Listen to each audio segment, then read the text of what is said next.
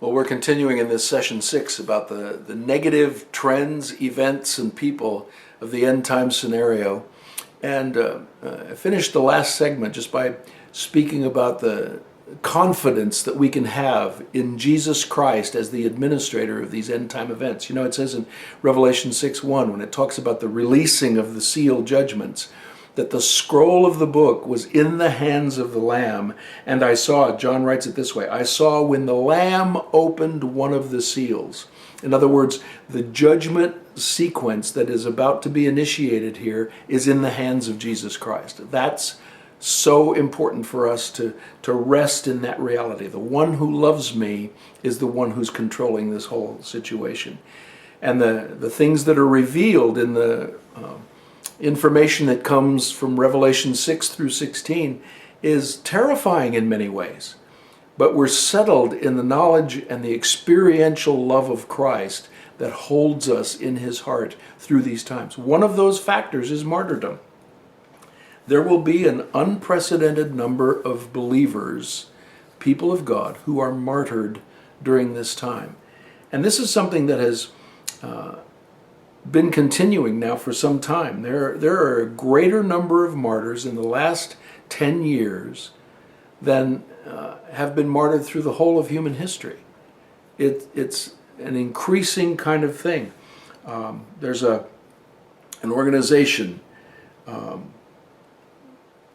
that tracks the reality of martyrdom, and Fox News reported some time ago that over 900,000 believers, nearly 1 million believers, have been martyred in the previous 10 years of that particular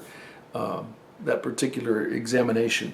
A Christian research firm affiliated with Gordon Conwell Theological Seminary in Massachusetts estimates that even though 90,000 Christian martyrs per year might seem a lot, the think tank maintains that 90,000 Christians have died each year on average between 2005 to 2015. That's increasing. And it's people who are killed because of their belief in Jesus Christ. This is going to be an increasing reality, and it hasn't touched us that much yet in America and in the Western world, but it's increasing.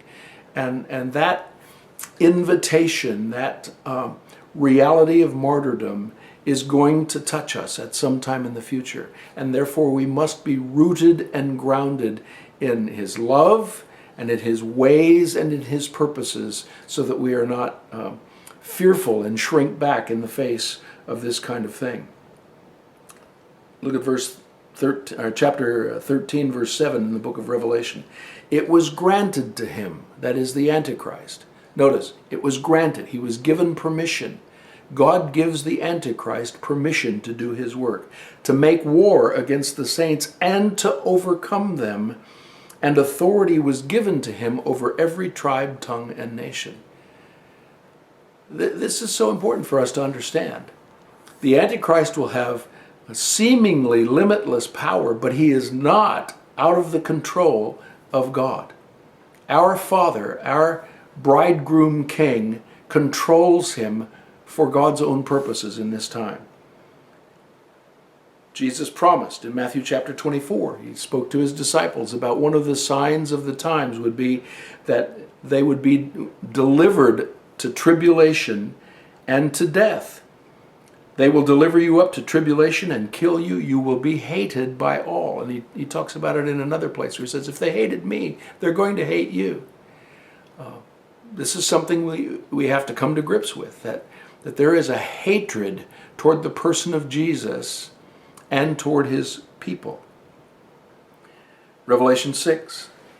The souls I saw under the throne of God, the souls of those who had been slain for the word of God. They cried with a loud voice, saying, how long, O Lord? There's that intercessory cry of the martyrs. How long until you judge and avenge our blood on those who dwell on the earth? That's a current prayer. Those who are living on the earth at the time of the end, who have killed the martyrs. That's a current prayer of those that are the victims of martyrdom. I shouldn't even say victims, who are the recipients of martyrdom. It was said that they should rest until both the number of their fellow servants and their brethren who would be killed as they were was completed. Notice, there is a number of martyrs in the mind of God that must be completed, and the purpose is this company of saints who stand faithful in love and trust and obedience in the face of death. The book of Revelation talks about they did not love their lives unto death. And they were rewarded in the presence of the King. And this will serve as the justification for the radical judgments that God is going to release against the enemy's enterprise, against his kingdom. The judgments that are coming against the enemy's kingdom are severe.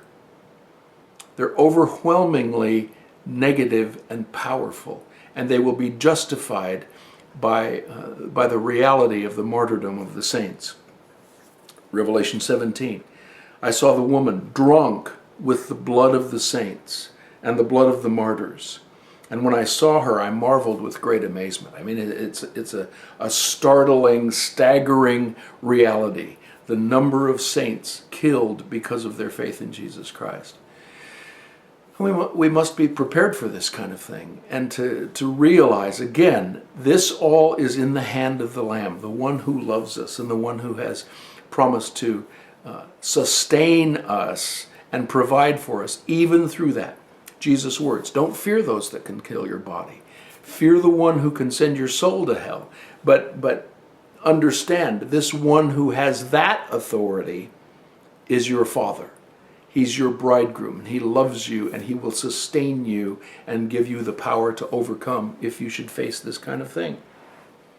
The threat of martyrdom will be the optimum opportunity for believers to exhibit love and trust and obedience in the face of Satan's worst agenda.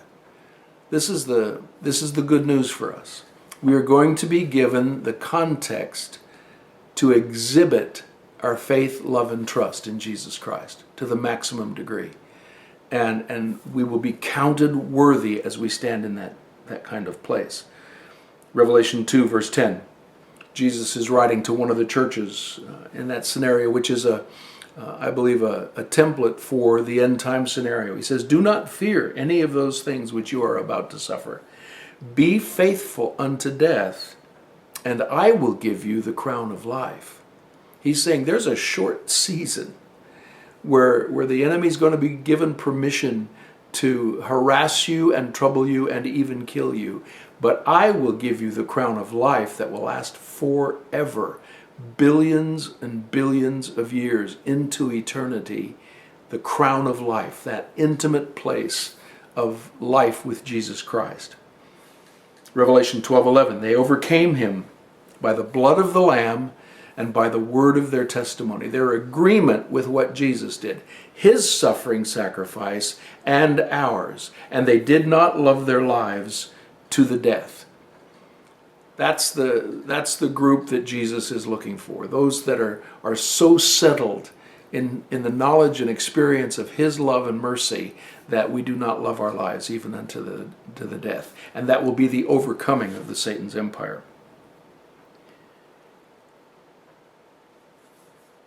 One more time, Luke 12, verse 4, Jesus says this, I say to you, my friends, don't be afraid of those who kill the body.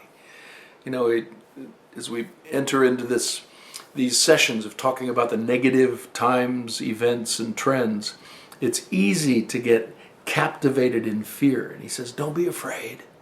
I will sustain you in this. Press into intimate friendship with me. Don't be afraid of those who can kill the body. After that, they have no more that they can do. It's a short-term thing.